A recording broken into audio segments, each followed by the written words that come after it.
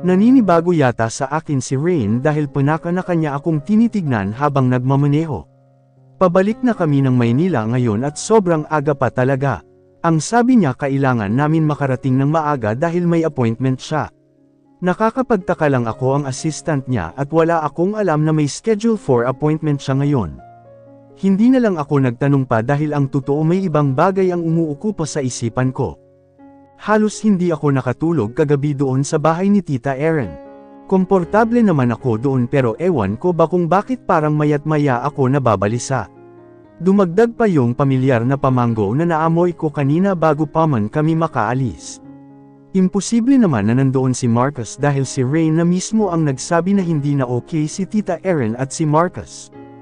Dalawang sunod akong napahikab at sumulyap na naman sa akin si Rain. Ramdam ko ang bigat ng kanyang paghinga habang pidgil ang sarili na hindi ako yuzazain. Bukod sa paglingon niya sa akin ay sumisipol-sipol pa siya. Alam kong may tinatago siya sa akin dahil hindi naman ganyan ang mga galawan niya kapag walang bumabagabag sa kanya. Bahagya kong isinandal ang aking ulo sa headrest ng upuan saka ipinikit ang aking mata para sana umidlip nang magsalita siya. "You're lacking sleep, aren't you?" Derechong tanong niya sa akin. Naimulat ko ng tuluyan ang mga mata ko saka ko siya tinignan. "Ikaw din naman nakangusong saad ko. Sa sofa siya natulog kagabi at parang pakiramdam ko siya din naman ay ganun din." Habang nababalais ako, hindi naman siya magkaintindihan ng pagkakahiga sa sofa. Bukas ang ilaw sa banyo kagabi kaya kitang-kita ko kung paano siya mayat-maya ng paggalaw. Tumiltek siya habang umiling-iling. "You're not only eavesdropping but you are also spying, ha? Ganyan ba kapag buntis?" Akusa niya sa akin. Hinampes ko siya dahil sa mga pamimintang niya. Natawa siya habang hinimas-himas ang braso na hinampes ko. Sarap niyang pektusan hanggang sa magpalambing na lang siya kay Megan dahil sa sakit ng ginawa ko. "Ikaw nga napakasuplado. Ikaw na yung tinitimplahan ng kape, ikaw pa yung may gana na umayaw," ani ko sabay irap sa kanya. Kaagad siyang napapreno dahil traffic. "Kung ikaw ang nagtimpla, iinuman ko yun but you are not so I'm sorry," depensa niya na ikinalukot ng mukha ko. May pagngisi pa siya nang titigan ko siya ng masakit. Unti-unti na naman akong naasar sa kanya. Nang gigigil tuloy ako sa maliit niyang nunal na malapit lang sa ibaba ng kanyang mata. Sarap dukutin Gusto ko kaya ni Megan, alam mo ba yon? Walang prenong saad ko na ikinaubo niya bigla. Alam kong wala akong karapatan na pangunahan si Megan pero kasi ramdam na ramdam ko si Megan. Napagdaanan ko na yun at masakit. Gusto ko lang i-express ang hindi magawa ni Megan. Pasalamatan niya na lang ako kapag nagtagumpay ako sa pinaplano ko. "Seriously, ha?" Natatawang saad niya. Umangat ang dulo ng labi ko dahil sa reaksyon niyang walang planong maniwala. "Playboy ka kasi kaya hindi mo nararamdaman ang feelings ng may gusto sa'yo. Ako ang naaawa kay Megan nang tanggihan mo ang alok niya kagabi." Sabay singhot ko. Hindi ko alam kung bakit nagpapadala ako sa emosyon na nararamdaman ni Megan. "Seryoso ka ba talaga, Ange?" "Ako playboy." Naiiling niyang umpisa. Inirapan ko siya ulit dahil naiirita ako sa pagmumukha niya. Lalo na yung kasingkita ng kanyang mga mata. Kakagigil. "Look, paano ako naging playboy ni isang chicks nga wala ako? Besides, she's just not my cup of tea," segunda niya. Nahalata ko ang pag-aalangan niya sa pagsambit sa panghuling kataga kaya hindi ko napigilan na manggunat ang noo. "Cup of tea ka pang nalalaman, baka naman kasi lalaki ang gusto mo." Wala sa sariling sabi ko. Huli ko na lang napagtanto ang sinabi ko. Dahil doon sandali akong napapikit habang kinakastigo ang aking sarili. Kanina pa nakatigil ang kotse sa labas ng bahay at nang lingunin ko si Rain para tignan ang reaksyon niya. Natameme ako dahil kunot na kunot ang noo niya. "Bakla, tingin mo sa akin. Seryoso ka talaga dyan. Halikan kita dyan makita mo." Supladong honest niya bago kinalas ang kanyang seatbelt na suot. Kabado naman akong napayuko at saka kinalas na rin ang seatbelt na suot ko. Kakaiba ang naramdaman ko nang sabihin niyang hahalikan niya ako. Nabigla lang dahil sa sinabi ko at hindi ko intensyon yun. At yung sabi niyang hahalikan ako. Rumaragasa sa kaba ang dibdib ko kaya hinampas ko siya ng walang paabi. "Huwag kang ang magbiro ng ganyan," na panguso ako bago stapo ang aking tiyan.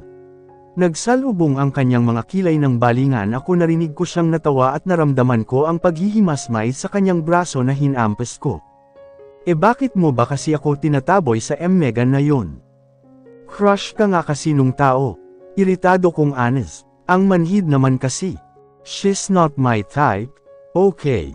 And so you know, I don't have any plans to enter into a relationship. Busy ako sa kumpanya so stop shipping me with her, naliling niyang paliwanag at bilin. I'm so annoyed again. At ngayon alam ko na ganyan pala kaligalig ang isang nagbubuntis, segunda niya bago bumaba ng sasakyan.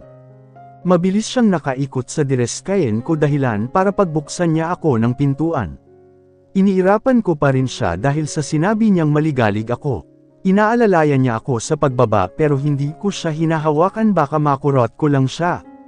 Ingat ka dahil kung sino pa ang inaayawan mo ay siya ang makakatuluyan mo, wala sa sariling sabi ko. Stick, sa isip ko lang naman yun pero bakit nasabi ko? Kainis. Abat hindi pa tumitigil, paninita niya. Napangisi siya nang tignan ko siya ng masakit. Parte lang yun ng kalokohan ng mga tao. But wait, since you mentioned it, are you assuming that kuya and you will have a romantic relationship? Bakit napunta sa akin ang usapan? Hinampas ko siya sa braso, bagay na ikinalayo niya sa akin. Damn! Napakasadista mo, tingal niya pero tinalikuran ko siya at nagmarsta papasok ng bahay. Hindi ko siya nilingon hanggang sa makarating ako sa loob ng bahay. Hindi ko naririnig na yumandar ang kanyang kotse kaya alam kong nasa labas pa siya. Ang galing niya mang-asar, buti nga sa kanya. Nakabusangot ako habang papunta sa kusina para uminom ng tubig pero nang maalala ko ang sinabi ni Rain, napaisip din ako. What if nagkakatunga talaga ang mga ganding salitain? Agad akong umiling-iling. Hindi. Imposible na magkatuluyan kami dahil hindi ko na siya mahal, hindi ako galit sa kanya at hindi ko na siya gusto at hindi ko na rin siya mahal. Pabulong kong sabi habang niyuyuko ko ang aking tiyan, ikaw ang mahal ko, nakangiting sabi ko sa aking tiyan na parang nakikita ako ng anak ko. Sino ang mahal mo? Sabat ni Rain, para siyang kabute kung saan nalang makasulpot. Ang anak ko syempre, pagtataray ko sa kanya. Ngumisi na naman siya ng nakakaloko kaya inambihan ko siya na babatuhin ng hawak kong baso pero agad niyang sinangga ang mga kamay niya. Lihim akong natawa dahil sa reaksyon niya. Lumayas ka na nga dito. Taboy ko sa kanya nang akma siyang lalapit sa gawi ko. I'll stick around until we're cool again. Di bati na tayo. Alis na, umiling-iling siya habang nakasandal sa pader. Nakakrus din ang mga kamay niya. Hindi ka pa magbibili ng pasulubong, aniya. Naningkit ang mga mata ko dahil na alam niya ang kahinaan ko simula nang mabuntis ako. Lihim akong napayumas at biglang nawala ang inis ko sa kanya nang maisip ko na naman manggang hilaw. Naglalaway na tuloy ako, 2 beses akong lumunok. Bili mo ko ng manggang hilaw, nakangusong saad ko. Nakita ko kung paano siya tumawa. Trip niya talaga akong asarin. Where is the magic word? Aniya, huminga ako ng malalim. Please, sambit ko habang kukurap-kurap pa ang mga mata. Alis na ako, sabay alis sa kanyang kinatatayuan. Hindi ko napigilan ang pagtawa dahil sa rekasayon niya. Ayaw na ayaw niyang nagpapakyut ako sa kanya. Yung mangga ko ha, habol kong bilin pero hindi na niya ako nilingon. Napailing na lang ako habang hindi pa rin maampat ang tuwa ko dahil sa reaksyon niya kanina. Marcus POV. Mabigat siyang napasandal sa kanyang kinauupan nang hingin ni Sedam ang litrato ni Angeline. Magiging walang silbi ang misyon nito kung wala siyang litrato na ipapakita. Bukod sa hindi nito kilala, marahil may kapangalan din ito. Maliit man ang mundo pero maraming mga tao na posibleng kapangalan nito. Mabuti na lang at palagi niyang dinadala ang envelope na ibinigay sa kanya ni Luke. May mga litrato doon si Angeline. Malabo boss. Reklamo ni Sedam. Hindi pa man nito naiabot ng tuluyan ang litrato pero alam na agad ni Sedam na malabong mahanap nito ang pakay niya. Naningkit ang kanyang mga mata bago nilapag sa lamesa ang isang litrato. May backup pa siya at wala siyang choice kundi ang ipakita iyon. Hindi siya nag-atubili na iabot kay Sedam ang isang picture kung saan kasama siya. Tila proud siyang ihayag sa harapan ni Sedam ang litrato noong araw ng kasal nila. It's the only one picture he have. Ewan kung alam ni Angeline na may kopya siya ng litrato na yun and he really doesn't know kung bakit itinago niya yun. But to think that it's only a decoration, then it's a good reason for him just in case someone questioned about it. Make sure bukas na bukas ay may magandang balita akong maririnig sa'yo. And if you do that, I double the payment. Star right to the point niyang sabi habang ibinabalik niya sa drawer ang litrato nila. Wala pang 3 segundo nang ipakita niya iyon kay Saddam pero wala siyang narinig na reklamo galing dito. Areglado boss, anito sabay tayo at suot ng sombrerong itim. Sinabayan niya rin ito sa pagtayo sa kanakipagkamay. You're good at that job, pahabol niyang sabi. Sumaludo sa kanya si Saddam bago buksan ang pintuan. Ganon kabilis makipag-negotiate kay Saddam. It's his first time to talk with that man at sa sandaling iyon, masasabi niyang pro na ito. Walang kuskus balungus, hindi nagde-demand ng payment. Trabaho muna bago bayad, hindi uso ang down payment. At baka nga sa trabahong iyon doon na yumaman si Saddam. Malinis kung magtrabaho si Saddam at naririnig niyang halos lahat sa mga kaibigan niya ay subok ng ang lingkod nito. Saka na lang siya magpapasalamat kay Akin Ruiz kapag nasa harapan na niya si Angeline. Trish, baka ilang araw akong hindi makakapasok. You know what to do here. Imporma niya kay Trisha nang daluhan niya ito sa bar counter. Busy ito sa pag-asikaso ng mga garnet dahil maya-maya lang ay dagsa na ang mga customer nila. Katunayan, naririnig na niya ang ingay ng mga ito sa labas ng kanilang bar. Kamusta ang finding niyo kay Ange, boss? Himig na nag-aalala ang pagtanong ni Trisha. Ni hindi man lang nito sinagot ang bilin niya kaya umangat ang dulo ng kanyang labi. Bumantong hininga siya bago nilibot ang paningin sa kabilang direksyon. Parang may tao siyang iniwasan na baka marinig ang usapan nila ni Trisha. Sinundan nito ang ginawa niya. 2 araw nang hindi yun pumapasok, tukoy nito kay Katrina. Alam na talaga nito ang liwag ng kanyang bituka. Ay aba, halos ilang dekada nang nagtatrabaho sa kanya si Trisha. Kasabayan pa nito ang kaibigan nitong si Jen Miracle na ngayon ay asawa na ni Jersey. Wala siyang sapat na oras para itanong kung bakit hindi pumapasok si Katrina bagkus nakakahinga siya ng maluwag dahil sa balitang iyon. Malalaman mo ang balita bukas tungkol kay. May atraso ka nga pala sa akin boss eh. Parang nagtatampo na sabi nito. Tumaas ang isa niyang kilay dahil sa pagtataka. Wala siyang ideya kung bakit ito nagtatampo sa kanya. What's the reason, then? Tanong niya nang makaupo sa high chair. Sinukli-sukli niya pa ang malago niyang buhok. Ikinasal pala kayo ni Angeline pero hindi mo man lang ako inimbita. Napakamot siya sa kanyang kilay bago yumuko. Wala siyang may itago kay Trisha. It's a long story and I guess I don't have the guts to brag it to everyone. Pahapyaw niyang tugon kay Trisha. Nagpaalam na rin siya kaagad at hindi na nag-aksaya ng oras na makarinig pa ng anong tanong galing sa assistant. Naiwang nakaawang ang bibig ni Trisha habang sinusundan siya ng paningin nito hanggang sa makalabas. Bumuga siya ng hangin bago ini-start ang kanyang kotse. Pero hanggang start lamang siya dahil nang mapagawi sa kanyang mga kamay ang kanyang paningin, naisip niya agad ang mga sinabi niya kanina. Inangat niya ang kanyang kamay kung saan narrow nakasuot ang sing-sing. It's a simple gold-plated ring. Hindi siya ang bumili niyon at iniutos niya lang kay Luke pero bakit ngayon parang gandang-ganda siya sa sing-sing na iyon. Inikot-ikot niya pa ito sa kanyang daliri hanggang sa napapatulala na pala siya. Iniisip niya kung bakit niya pa sinusuot yun kung wala naman pala siyang lakas ng loob na ipaginayabang nakasal na sila nito. Pero kung props lang naman yun then it's fine. Love was never part of the agreement so don't expect me to love you back, Angeline. Mariin siyang napamura ng sumagi na naman sa kanyang isipan ang mga sinabi niya noon kay Angeline. Nakikiniti-kiti niya pa rin kung gaano ito nasasaktan habang nagbibitaw siya ng masakit na salita. The tears that were falling from her eyes back then seemed like he didn't want to see or witness them fall anymore. Parang hindi na niya maatim pang makita itong luhaan. Kasabay ng kamakahag niyang dibdib ay siya ding mariin niyang paghawak sa manibela. Kulang na lang ay murahin siya ng manibela dahil sa tindi ng pagpiga niya sa cover nito. What the? Anas niya nang makabawi. Ilang beses niyang hinampas ang manibela.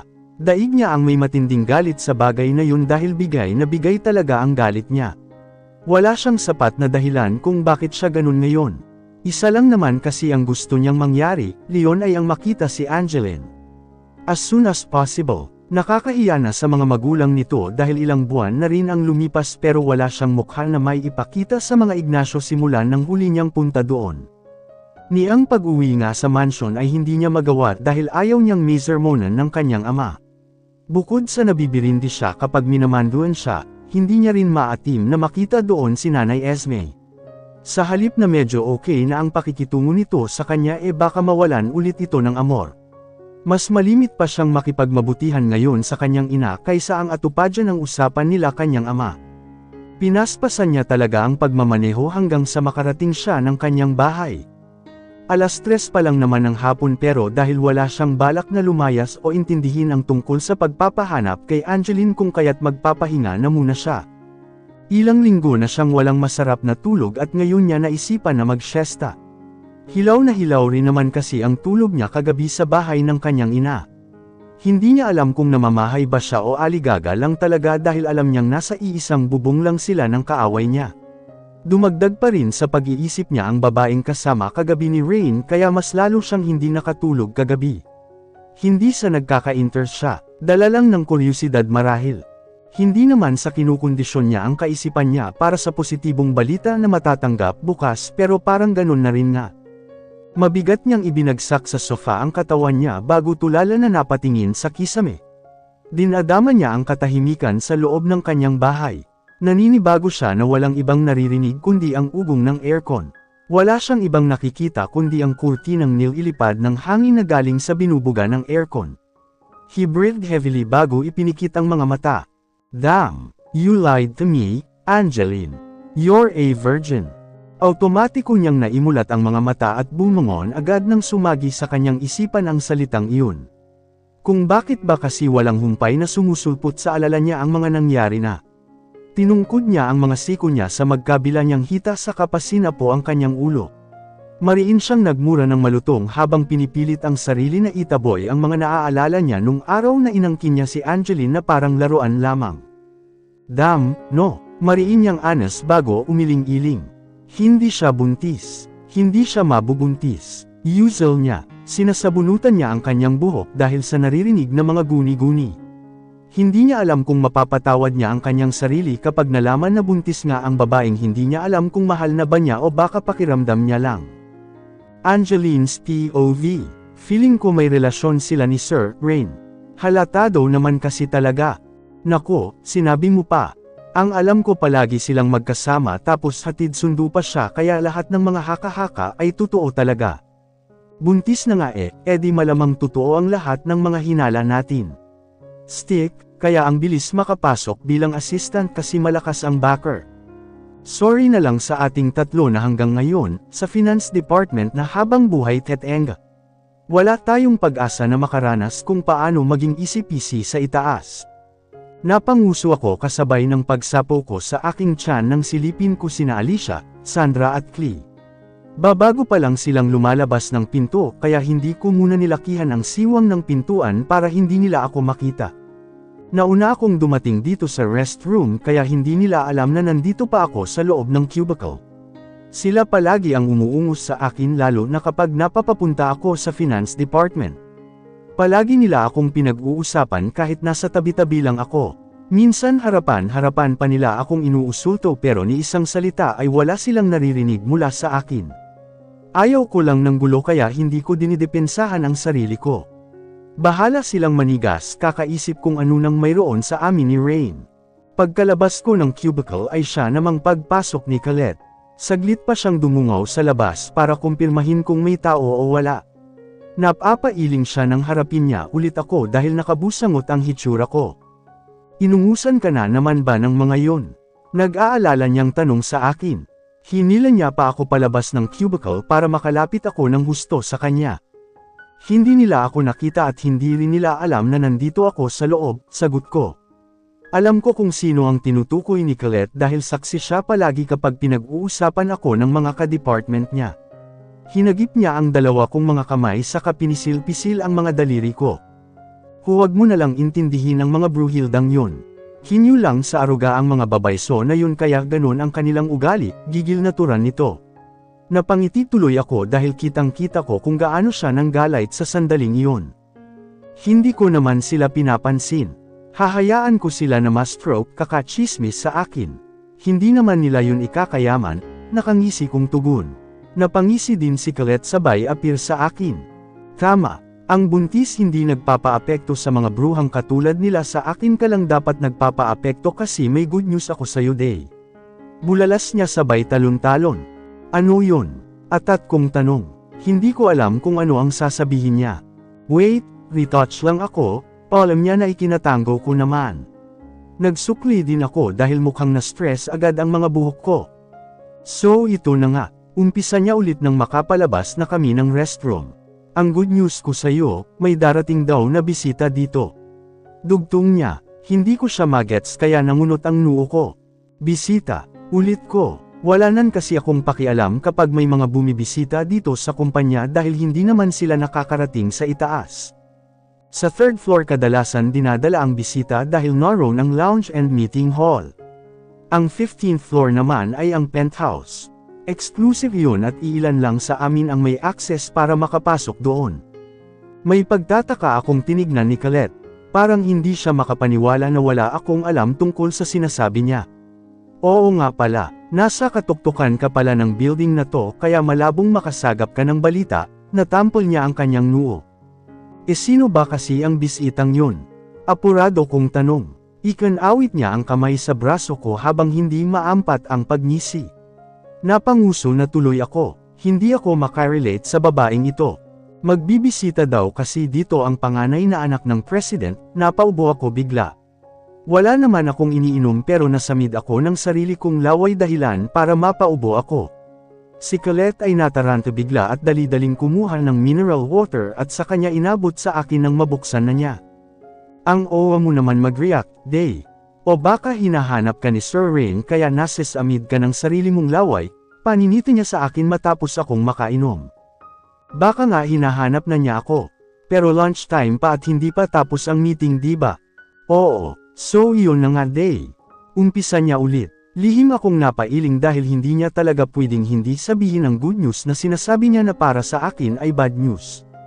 Andan naman si Elise kaya wala kang dapat na intindihan. Makinig ka na lang muna sa akin, Day, dahil importante to, umayos siya ng pagkakaupo. Yung sinasabi kong bisita ay yung kapatid daw na matanda ni Sir Rain. Unang beses niyang makakapunta dito kaya pinaghahandaan ng lahat. Kwento niya na ikinakabog agad ng aking dibdib. Alam kong si Marcus ang tinutukoy niya dahil yun lang naman ang natatanging kapatid ni Rain. Imposible pa ang nasa isip ko na makakapunta siya dito dahil ang pagkakaalam ko ay wala itong lakas ng loob na umapak ang kumpanya ni Rain pero ngayon parang nabahala agad ako. Patay mali siya akong tumango habang nakaawang ang bibig. At talaga ba, edi ayos yun kasi, makikita niya kung gaano kaganda at kalaki itong BNY, saad ko na parang labas naman sa ilong. Oo nga ang balita ko isa na rin siya sa magiging big boss dito sa atin. Kwento niya pa, lihim akong napasapo sa aking tiyan at hindi na nakapagbigay pa ng komento. At saka alam mo ba, narinig ko na istrikto daw yun. Walang-wala daw sa kabaitan na meron si Sir Rain kaya ngayon palang nababahala ako, Day. Nang babalibag daw yun kapag nagagalit, dugtong ni Colette bago sinapo ang bibig. Sinabayan ko ang reaksyon niya para itago ang namumuong pagngisi ko. Natawa lang ako dahil sa sinabi niyang nang babalibag. Nakakatakot pala yun kung sakali totoo man yung good news mo. Walang gatol na sabi ko. Parang napaisip din siya. Oo nga tsaka ang sabi nila hindi daw yun marunong ngumiti di tulad ng boss natin na jolly kahit minsan may pagkasuplado. May pinagdadaanan daw kasi kaya parang saknong ang buong mundo, sunod-sunod na kwento nito. Natagpuan ko na lang na napapatango na lang ako dahil sa mga iniisip ko. Ang totoo hindi ko talaga naiintindihan ang kinukwento ni Colette dahil agad kong iniisip kung paano ako makakatago dito kapag totoo nga ang balita na pupunta dito si Marcus. At bakit kaya walang nasasabi sa akin si Rain tungkol sa bagay na yon?